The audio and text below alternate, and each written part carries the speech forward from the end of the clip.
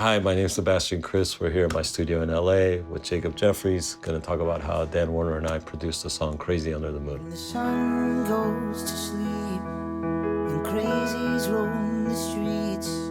Typically when we work with Jacob, he'll bring a song just piano and voice, and we'll start talking about the approach and the structure of the song.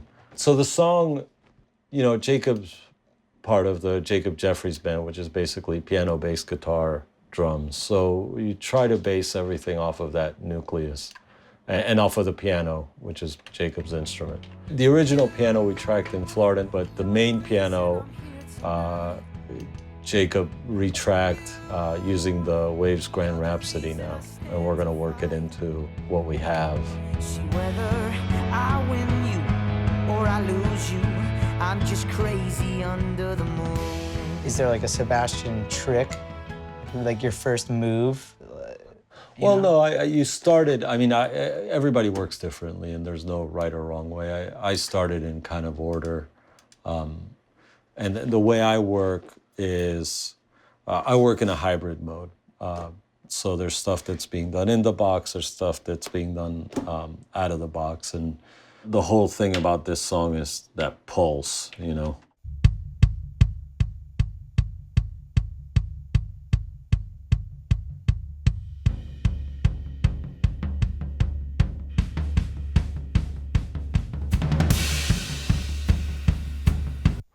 A lot of it is just muting mics when they're not playing, going through and really editing all the toms. Because for me, a lot of times what you want to do EQ-wise to a tom is the exact opposite of what you want to hear, how the toms react to the snare. And then, toms are always... Yeah, there's like an overtone. So for me, I like cleaning all that stuff up and just... How do you do that? Just editing it out.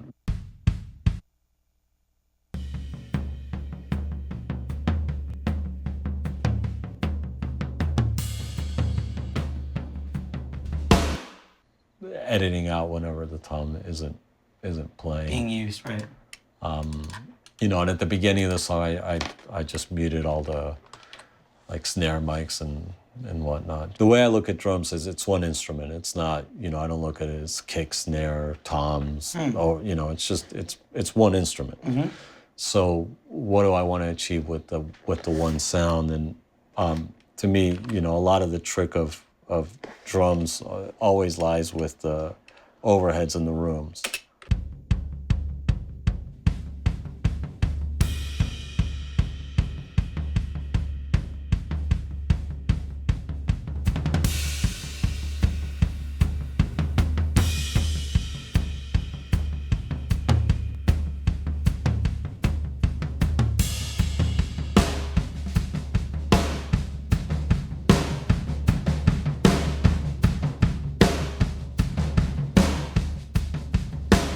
And the room feels great. Yeah, it just depends on how it plays once you start adding everything. Right. Because when you punch up a room a lot, you can lose some real punch in the kick and snare. So it's trying to find that balance. Yeah, a lot of times with bass, for me, it speaks a lot more when there's less high end on it.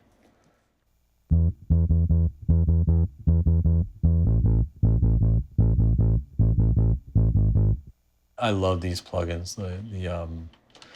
The whole Abbey Road series. It's got just some really useful, especially the tape delays and tape simulators and the red. It can add a real nice crunch similar to what you get used to with some of the analog gear.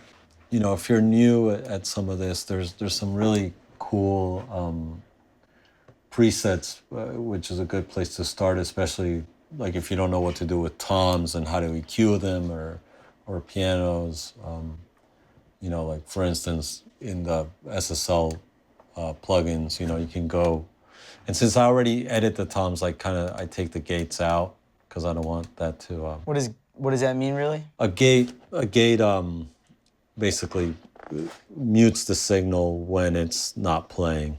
And as soon as there's signal, depending on... So it's kind of like the same thing that you were doing before with the drums, where you're muting a part where he's not playing it. Right, but if you edit it, you can get a lot more accurate. A gate can does that. well, a gate can sometimes be inaccurate and open up a little bit late or close a little bit too late, and you have to really mess around with the parameters in order to get it right.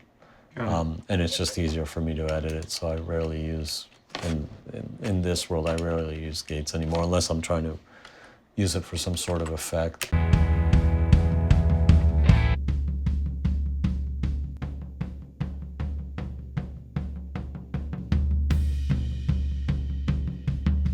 That's just really like the preset for floor tom that comes with the SSL plugin.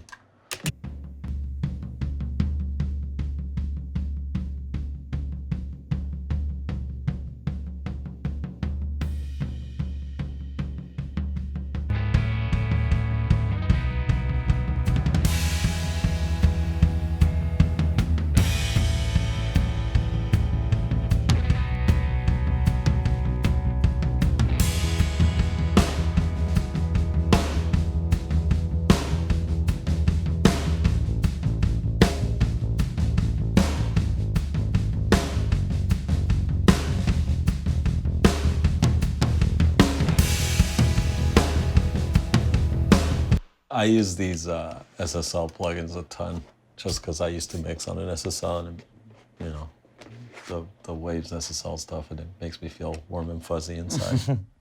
Are you using the presets a lot, or do you kind of just go in and start tweaking from scratch? No, I go from scratch. Sometimes I'll use a preset, or I'll start from a preset, just out of curiosity. There's a lot of presets by a lot of engineers that I admire. So I'll, I mean, Chris Lord-Alge or Steve Lillywhite, Tom Russo, who's a friend. I mean, I'll check out some of the stuff and just wondering, just to see kind of what their philosophy is. Like, I love some of the vocal presets. I'll tweak it afterwards, but it's got this really sort of mid-range approach to it. Like, for instance, if when the sun goes to sleep and crazies roam the streets, lit towers of giant flowers sprung up all around me, and the tears I can't fight back drip down to the railroad tracks. Oh, my mind rages like animals in cages, locked up in a zoo. You're the reason I'm here tonight. You're the reason I stand to fight. See whether I win you. I kind of always wondered how you decide to pan stuff in general. Like, is it just like kind of like whatever sounds good? Like, or well, is there a trick? Some of it's random. Some of it just has to do with balance. I personally like things to be kind of balanced. And I love engineers who are able to like pan a guitar all the way to one side, and then it's like that for the entire song, and no other guitar ever comes in, and I don't know how to do that. they just make stuff sound great without having that balance. But I like, when I'm thinking about production, I'm thinking about left-right balance. I don't want anything to draw my attention more than when I want it to. It's when you're producing or you're mixing, really what the goal is, and I think for a songwriter as well, is to try to get a reaction out of people. And you can approach that in a couple of ways. I mean, you can go and throw a plugin up like, Mondo Mod,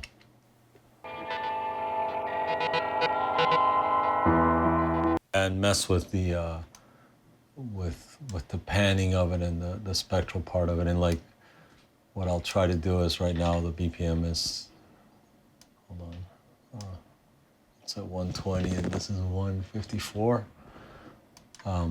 So I'll put it to the BPM and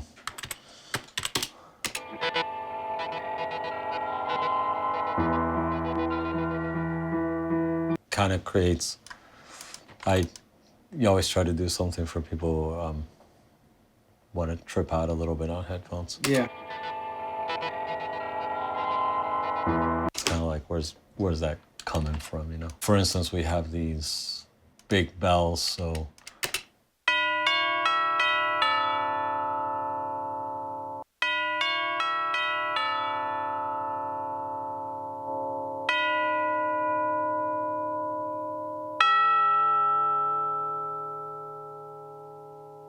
just get it a little bit more mid-rangey, get rid of some of the ultra low end just so it doesn't disturb anything. And let me see what reverbs we got going on here. There's so much detail I never really Yeah, no, there explored. is. So if we have H reverb here, and I'm a fan of, you know, the hardware presets because I used to use a lot of this hardware. So let's say if we go to like a 480 large hall, right? And just let me find my input.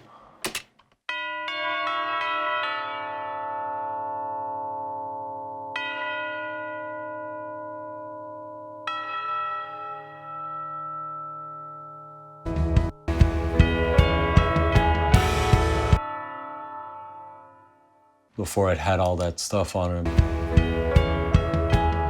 Yeah, it sounds like a glockenspiel, you know.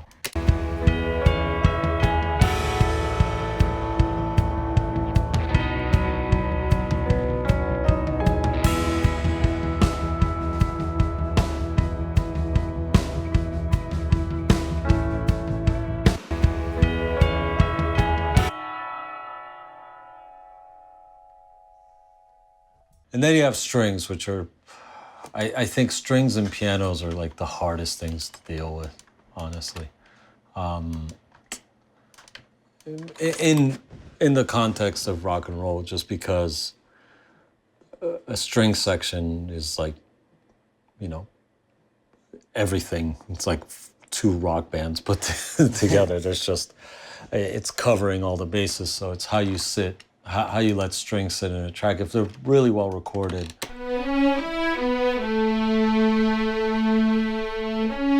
Which these are. You just can't help but like,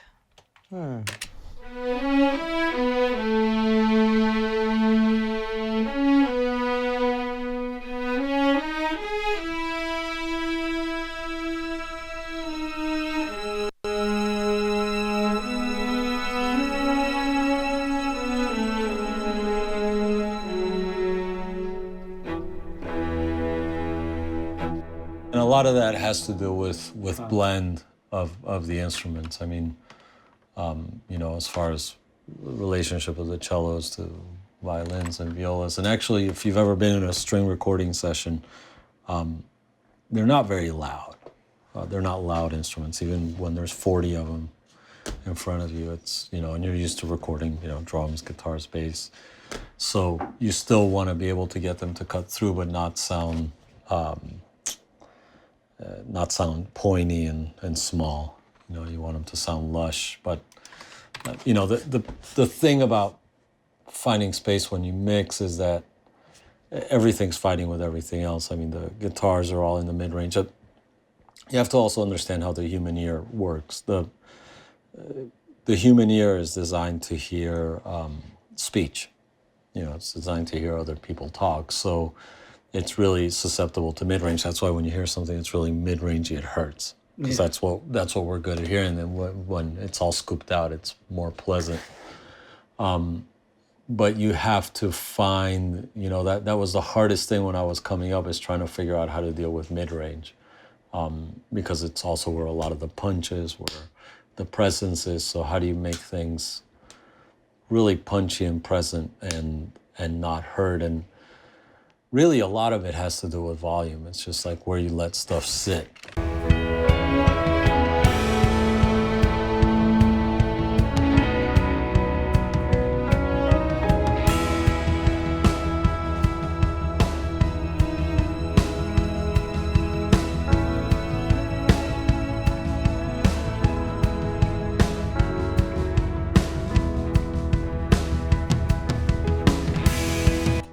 not really happy with the toms right now. They sound a little too clicky to me, especially the rack tom. And you know, one of the things that I like doing with toms is adding a little bit of a room to them. Let's open up another one of these H reverbs here. Here we go. Drum kit room. That sounds like like what you'd want to put on a pair of toms.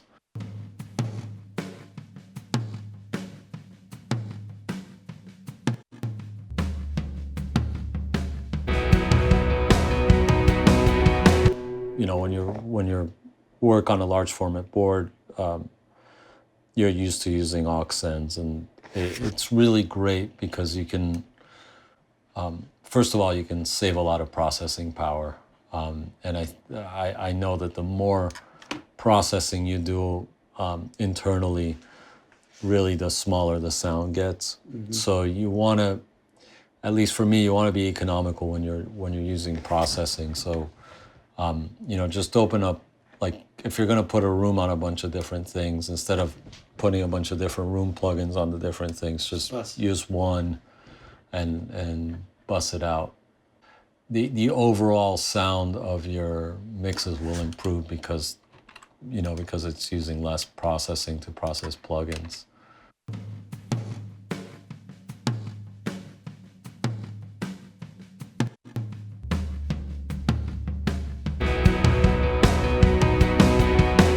What I'm really trying to do there is create a little bit of a context for the direct sound of the tom, as opposed to it just being like, you know, the slap, which in some songs that's what you want. You want the dry in your face sound, but in something like this, which is really big and, you know, an epic, for me, you kind of want things to sit back a little bit and feel a little bit more.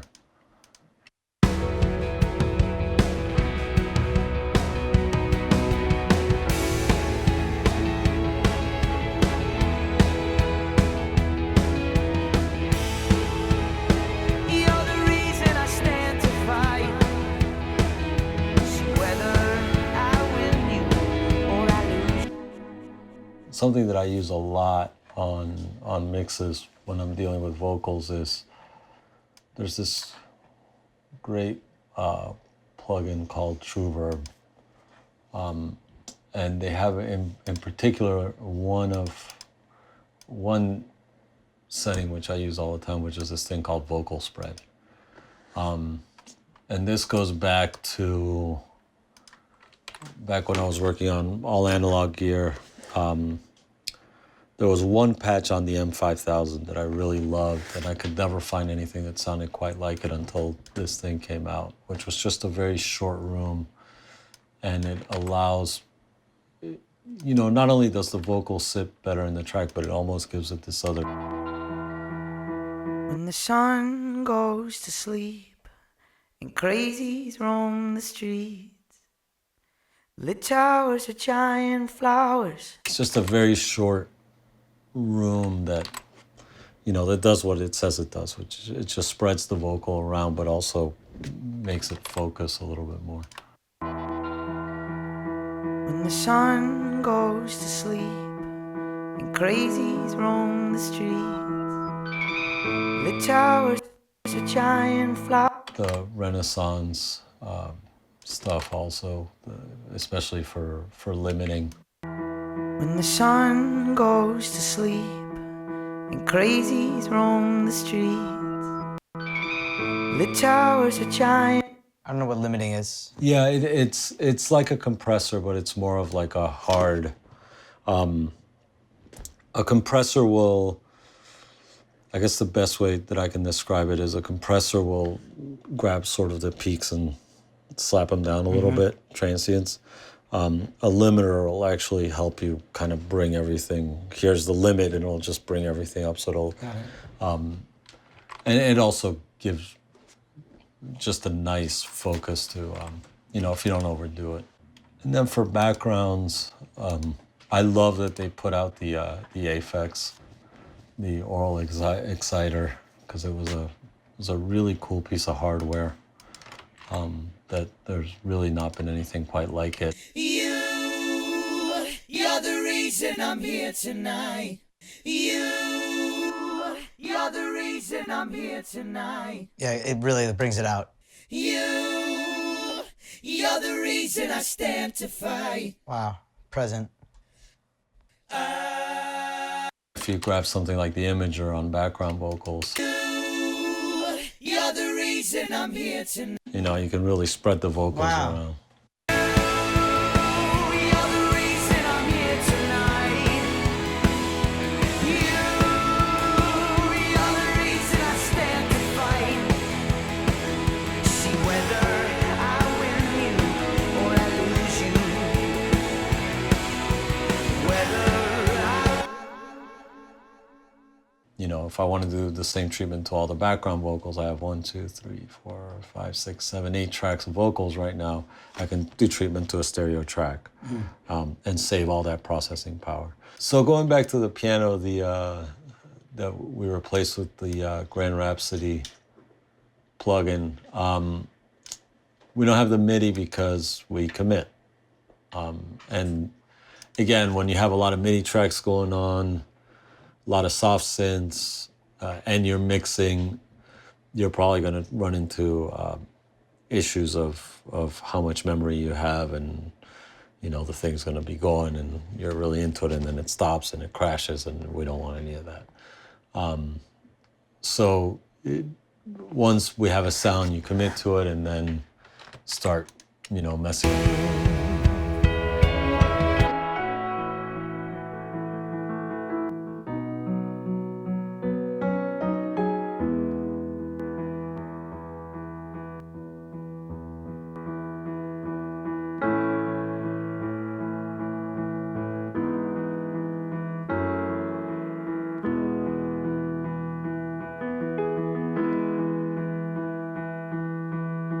Another thing sometimes with pianos I like to do is using the Imager just to spread it out a little.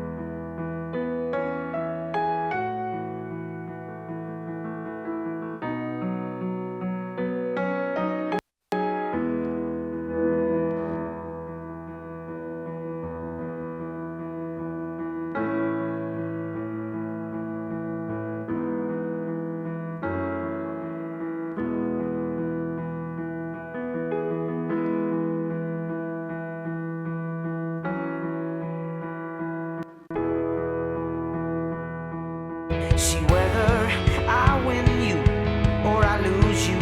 I'm just crazy under the moon. A lot of times if something isn't cutting through, you just got to turn it up. You know, it's really as dumb as that sounds. No, It's just like, man, I can't feel the kick. It's like, well, turn it up. Yeah.